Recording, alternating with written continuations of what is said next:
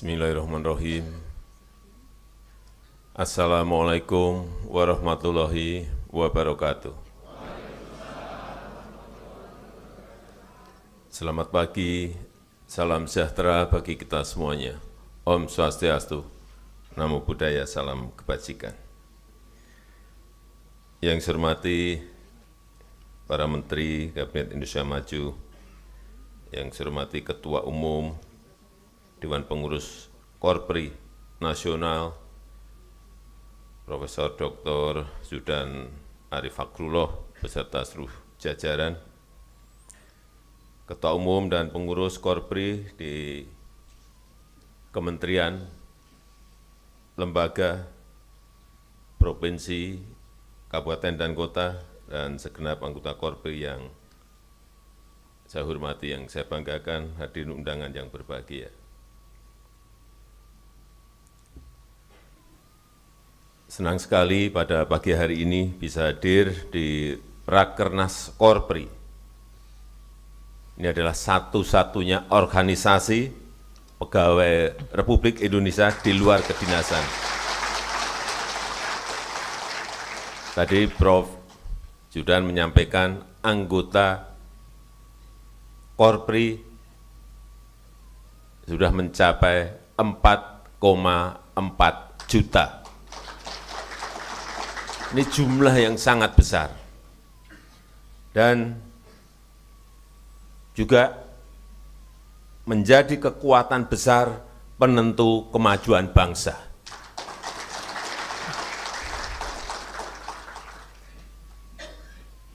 Partai boleh banyak, tapi yang melaksanakan, yang menentukan tetap Korpri.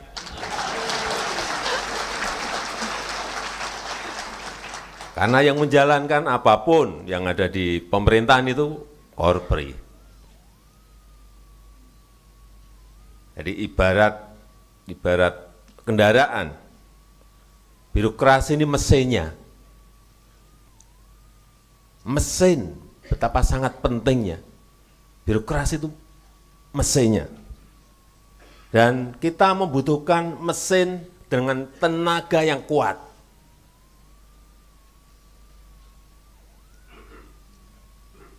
Yang efisien, yang tidak menyebabkan bensin itu boros, yang tidak segera panas, tidak mudah panas, ngebut tapi adem terus. Yang dibutuhkan sekarang itu, dan tahan banting, karena perubahan dunia sekarang ini hampir tiap hari selalu berubah. Oleh sebab itu saya ingin ekosistem kerja ASN itu harus memacu. Ini sering saya sampaikan, harus memacu orang untuk berkinerja, memacu orang untuk berprestasi, memacu orang untuk berinovasi. Ini tugas dari Pak Sekda, Provinsi, Kabupaten dan Kota, tugas Sesmen, Sekjen di kementerian dan lembaga. Saya sering sudah menyampaikan ke Pak Menpan RB, harus ada tolok ukur yang jelas, harus ada reward yang jelas. Jadi orientasi, jangan sampai kerja sampai tengah malam. Saya lihat, pernah saya ke daerah, saya lihat ini kok kepala sekolah dan guru ini kerja sampai malam-malam, ini urusan apa saja. SPJ.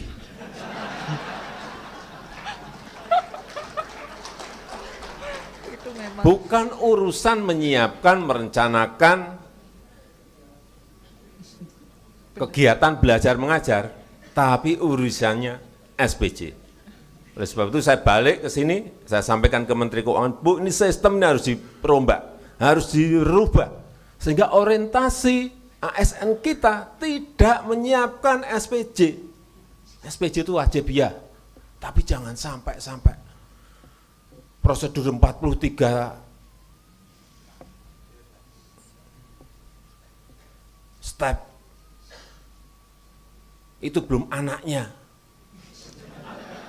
Karena dari pusat 43, begitu sampai provinsi, begitu sampai kabupaten, sampai kota, bisa menjadi 120-an. Beranak pinak. Benar enggak? Siapa yang bilang tidak benar, tunjuk jari. Saya beri sepeda. Karena kenyataannya seperti itu. Kenyataannya seperti itu. Ada sebuah sistem kita ini yang enggak benar. Mestinya. Birokrasi kita ini mestinya urusannya urusan yang penting, karena memang ini adalah mesin. Apa yang penting itu? Di provinsi, kabupaten, dan kota, dan nasional. Pertama, pertumbuhan ekonomi. Harusnya ukurannya seperti itu. Sekda nggak bisa diangkat kalau dia tidak bisa misalnya menumbuhkan ekonomi di sebuah kabupaten 6, ukurannya gitu. Bukan urusan apa, bukan ukurannya SPJ. Repot kalau seperti itu, kejebak ke dalam sistem seperti itu. Ukurannya lagi apa? Inflasi. Kepala dinas yang berhubungan dengan inflasi apa? Kalau inflasi tidak bisa di bawah 3, berarti nggak kerja. 3, kemiskinan. Ini yang dibutuhkan memang itu. Bukan kejebak pada rutinitas harian yang SPJ, prosedur. Itu Pak Menpan harus dirumuskan setelah undang-undang ASN jadi. Sehingga kita berubah betul. Karena dunia sekarang ini perubahannya sangat cepat sekali. Saya terakhir di G20 di India, ada 6 negara menyampaikan dan khawatir sekali dengan yang namanya AI. Artificial Intelligence. Sekarang sudah muncul lagi generatif Artificial Intelligence. Apa yang ditakutkan? Teknologinya ini sudah melesat maju, regulasinya belum siap. Belum ada. Sudah kemana-mana. Mestinya teknologi muncul, regulasinya disiapkan oleh birokrasi kita. Setiap muncul, siapkan. Kalau enggak siap, yang kena nanti seperti yang baru saja kejadian. TikTok Soft.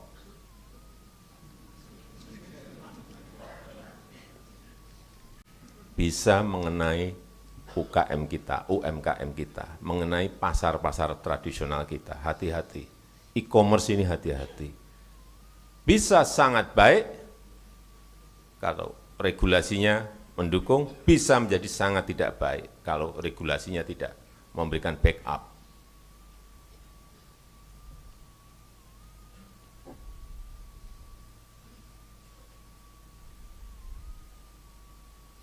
Itu mestinya tugas-tugas besar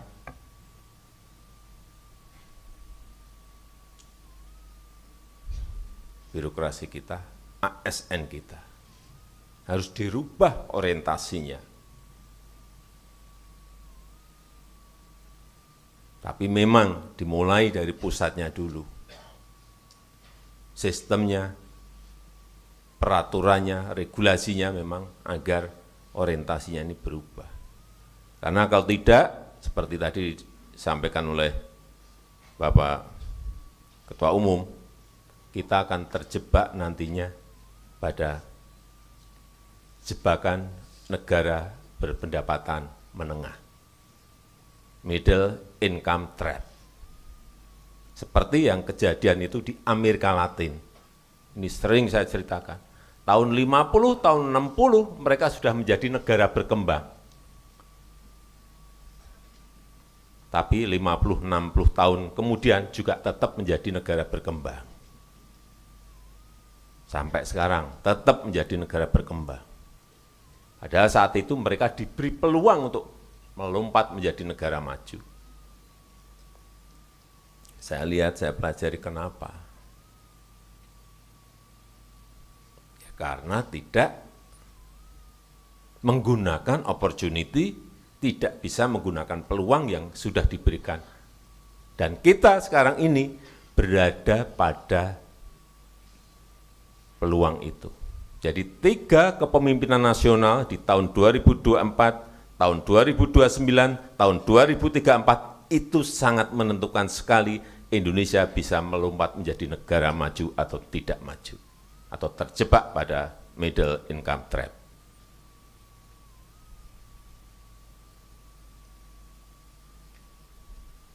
Ini yang sangat penting untuk menjadi pemikiran kita bersama.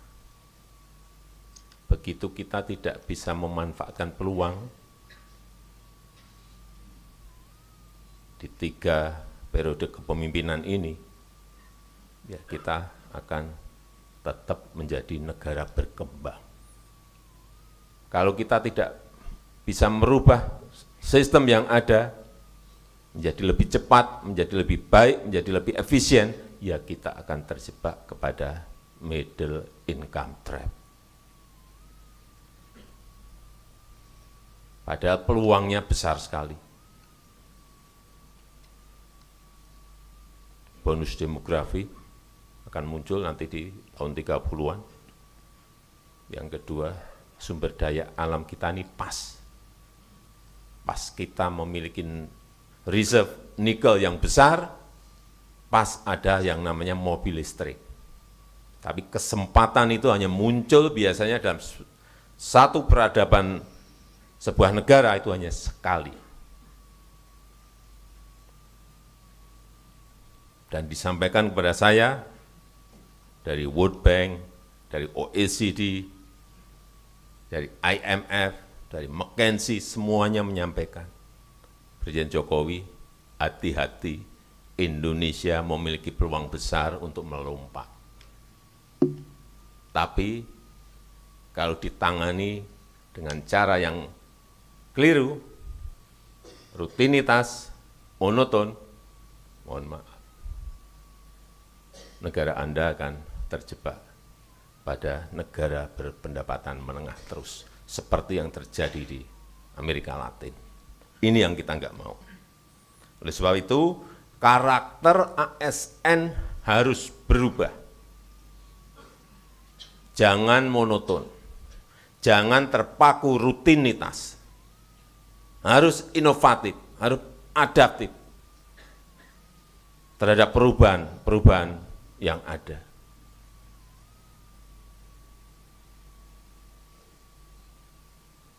Regulasi, baik itu undang-undang, permen, perda, nanti ada peraturan dinas, ada peraturan menteri,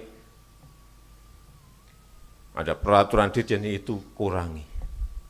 Karena sekarang ini butuh fleksibilitas yang tinggi, butuh kelincahan kita itu. Karena perubahannya berubah-ubah akan sangat cepat sekali. Dan juga ASN yang jangan alergi terhadap teknologi dan digitalisasi. Sangat penting. Tidak bisa kita cegah lagi. Mengejarnya harus lewat teknologi dan digitalisasi.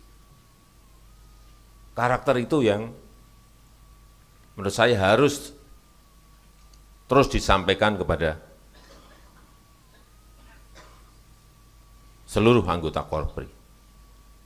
Kemudian kolaborasi, ini yang saya lihat, saya menghandle kementerian-kementerian masih ego sektoral. Ini jalan sendiri, ketemu Nadiman enggak jelas.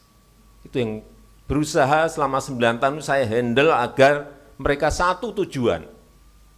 Ini mendukung ini, tujuannya satu. Sehingga yang namanya saya bolak-balik sampaikan, Pak Sekjen, Pak Sesmen, Pak Sekda, tolong didesain yang namanya APBN, yang namanya APBD, itu jangan banyak-banyak program. Anggaran jangan diecer-ecer ke dinas-dinas. Buat 1, 2, 3 program cukup, tapi goal. Sampaikan juga ke DPRD mengenai itu. Jangan semua diratain. Kalau ada kenaikan APBD 5%, semua dinas tambahnya 5%. Wah, yang terjadi seperti itu. Saya mengalami karena saya pernah jadi wali kota 2 kali, pernah jadi gubernur, pernah jadi presiden 2 kali. Enggak ada di Indonesia seperti itu. Dari bawah wali kota 2 kali, gubernur, presiden 2 kali, enggak ada. Jadi saya nyelami betul, ngerti betul situasi di lapangan seperti apa.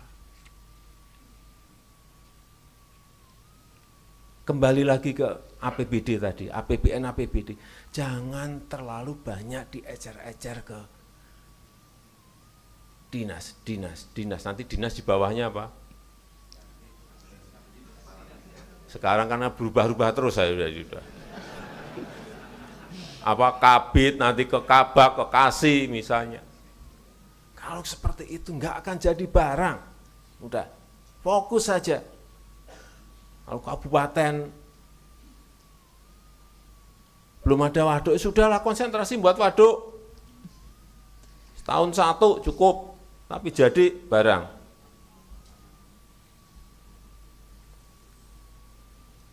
Atau buat embung, nggak apa-apa, 10 embung tapi jadi barang.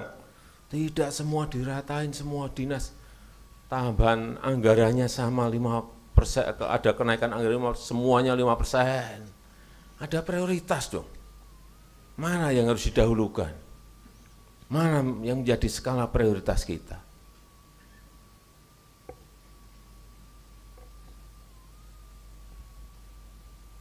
Kita sudah berpuluh-puluh tahun terjebak pada sebuah sistem prosedur yang rumit dan berbelit-belit, itu juga karena aturan banyak sekali. Saya pernah mencabut 3.300 perda. Jangan tepuk tangan dulu. Cabut, udah. Sampaikan ke Mendagri, cabut. Ya Pak, kita cabut. Lewat kajian, lewat kalkulasi cabut. Tidak ada 3 bulan digugat di mahkamah, kalah. Udah setelah itu saya udah nggak usah. Nah ya cabut lagi nanti kalah lagi gimana udah. Itu sistem yang memang harus kita perbaiki. Karena yang namanya perda itu akan juga mengatur birokrasi pemerintahan di provinsi, kabupaten, dan kota. Yang kedua, saya ingin titip mengenai percepatan realisasi belanja produk dalam negeri.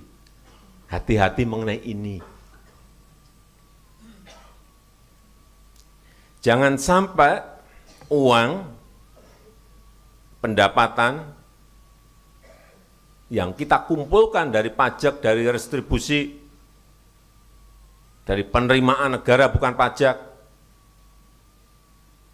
dari royalti, dari dividen di BUMN, dari biaya ekspor,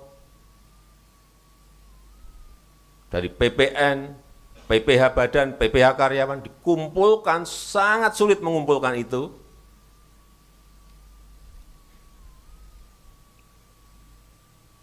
Menjadi APBN, menjadi APBD, kemudian kita belanjanya barang impor.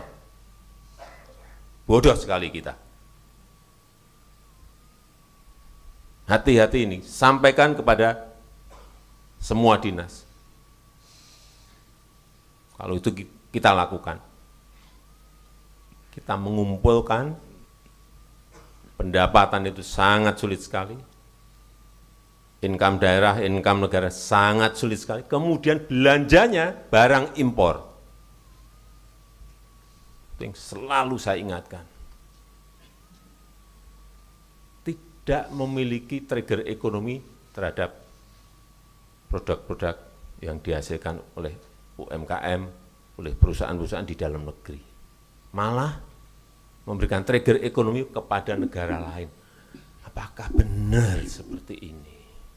Ini perlu saya ingatkan.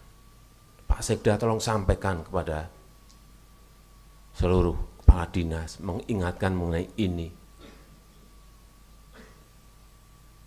Asesmen, Pak Dirjen, sampaikan ini kepada bawahan kita. Enggak benar. Ngumpulkannya sangat sulit, belanjanya yang menikmati mereka. Sedih saya kalau saya mengingatkan bolak-balik, tapi belum berhasil. Mungkin, saya masih menyampaikan mungkin, kalau Bapak Ibu sekalian,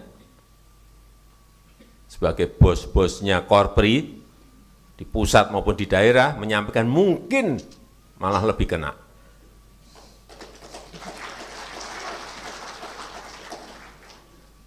Karena ini, tadi pagi saya cek, karena data selalu sarapan pagi saya itu data.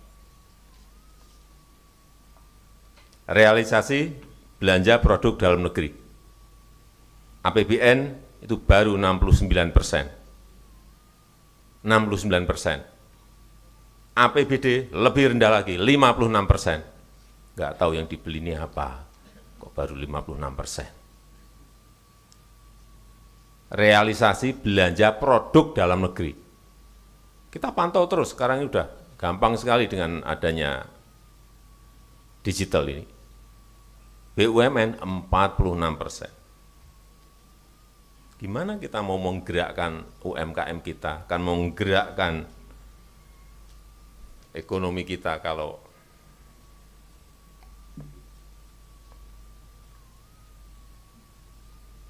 belanjanya masih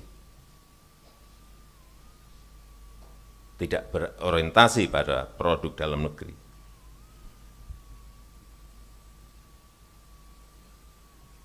Yang terakhir mengenai IKN yang berkaitan dengan perpindahan. Artinya, Bapak Ibu sekalian,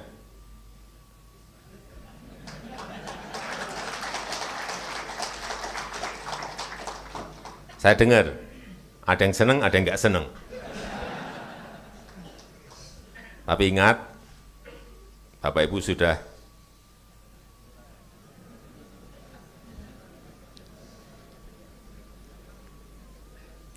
Bapak Ibu sekalian, kita ini memiliki 17.000 pulau. Memiliki 17.000 pulau. Satu pulau yang namanya Pulau Jawa, itu dihuni oleh 56% dari penduduk kita, 278 juta. 278, 56%-nya itu hidup di Jawa. Sehingga daya dukungnya udah nggak kuat Pulau Jawa ini. 150-an juta hidup di Jawa. PDB ekonomi 58% itu ada di Jawa. Perputaran uang, perputaran ekonomi 58% ada di Jawa. Yang pulau yang lain sisanya yang tadi 17.000 kurang 1 tadi, dapat apa? Ini yang sering saya sampaikan, kita butuh Indonesia sentris, bukan Jawa sentris. Sehingga perlu pemerataan. Perlu pemerataan. Apalagi Jakarta. Jawa saja sudah seperti itu, apalagi Jakarta. Begitu sangat padatnya, begitu sangat kompleks permasalahannya. Karena bisnis ada di sini, ekonomi ada di sini, pendidikan ada di sini, pariwisata ada di sini. semua ada di Jakarta. Sehingga perlu digeser agar Indonesia sentris. Pindah ke Kalimantan Timur, ke Nusantara. Tapi untuk memulainya di sana, perlu yang namanya ASN pindah. Ini adalah masa depan baru dan sudah disiapkan insentif. Kalau nggak ada ini alot pasti. Tapi kalau ada insentif kan beda. Rumah dinas juga ada rumah tapak maupun rumah apartemen. Biaya pindah juga diberikan suami istri plus anak. Ada tunjangan kemahalan dan fasilitas-fasilitas lainnya.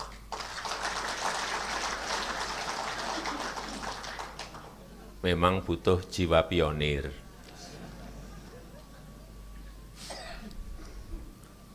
Dulu ditempatkan di luar Jawa saat zaman-zaman dulu kan juga biasa saja. Sekarang kok jadi agak rumit gitu. Kelihatannya kok agak rumit gitu saya lihat. Tapi kalau nanti sudah ditunjuk bapak pindah, ibu pindah. Moga-moga semuanya selesai. Saya rasa itu yang ingin saya sampaikan dalam kesempatan yang baik ini, dan dengan mengucap Bismillahirrahmanirrahim pada pagi hari ini secara resmi saya buka Rapat Kerja Nasional Korps Pegawai Republik Indonesia tahun 2023. Terima kasih. Wassalamualaikum warahmatullahi wabarakatuh. Mohon berkenan mendampingi ke atas panggung Menko PMK, Mendagri, Menpan RB, Sekretaris Kabinet, Ketua Umum Korpri, dan PJ Gubernur DKI Jakarta.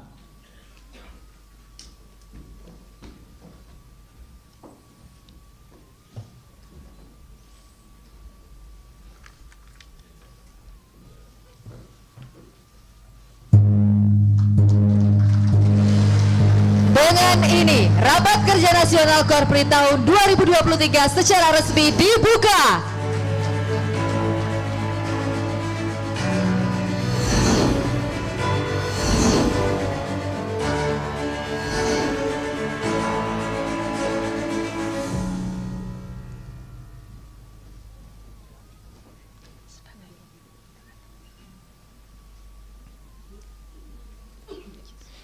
Sebagai ungkapan rasa syukur kepada Tuhan Yang Maha Esa, marilah kita berdoa yang akan dipimpin oleh Bapak Dr. Haji Ramli Masenge.